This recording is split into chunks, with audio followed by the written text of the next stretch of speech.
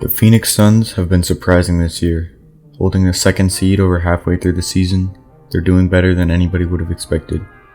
They're currently winning the most they have since they had prime Steve Nash, and 42 games into the season. It's definitely for real. But how good are they? And can they really compete come playoff time?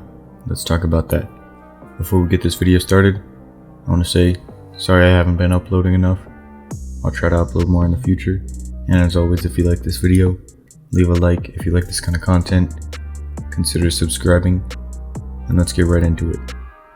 The 2010s were a rough decade for the Suns, not making the playoffs at all after the 2010 season.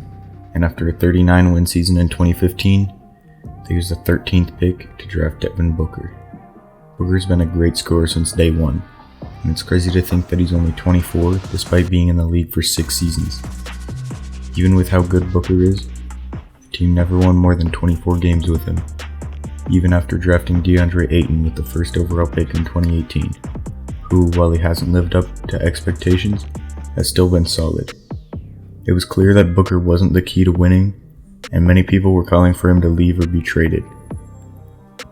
But last offseason, the Suns traded Ricky Rubio along with a few other players and picks to get a recently rejuvenated Chris Paul. After 2 down years in Houston and a rough start in OKC, Paul revived his career, leading the Thunder to the 6th seed in the West when ESPN initially gave them a 0.5% chance just to make the playoffs at all. Even with his value higher than it had been in a while and already being well over 30, the Suns were willing to make a trade for him, and I think it was worth it. CP3 has been putting up good numbers with 15 points and 8 assists, but while his numbers are good, he's beyond the numbers.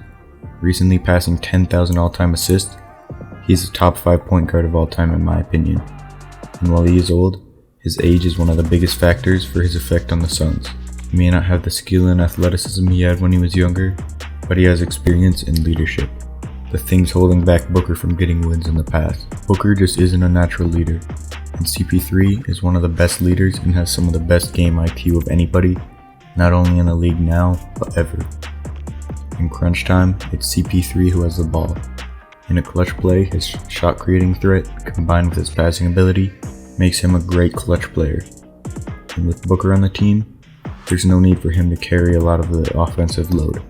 His impact from the team has brought them from terrible to top of the West.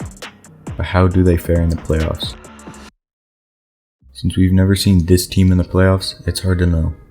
While Chris Paul isn't known for his playoff performances, he gets more flack than he deserves.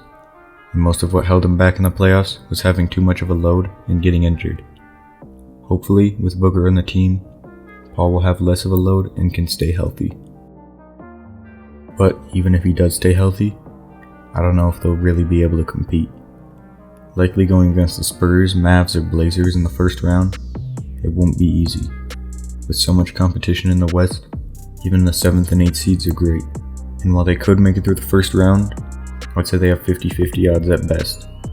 And in the second round, I can't see them winning in a 7-game series against some of the best teams. Teams like the Lakers, Clippers, and Nuggets when healthy are just too good. This could all change depending on how good Booker is in the playoffs. If he turns out to be a choker, they'd have no chance.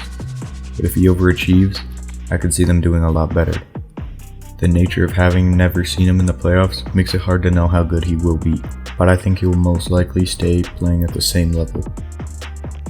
So are the Suns a good team? Yes. They've earned the 2nd seed, and the addition of Chris Paul was crucial. But are they a contender? No. I just don't see them competing with some of the best teams in a 7-game series. But do you think they could? What do you think about this year's Suns? Do you think they're real contenders or not? Let me know in the comments. As always, if you like this video, leave a like. If you like this kind of content, be sure to subscribe, and I will see you in the next video. Peace.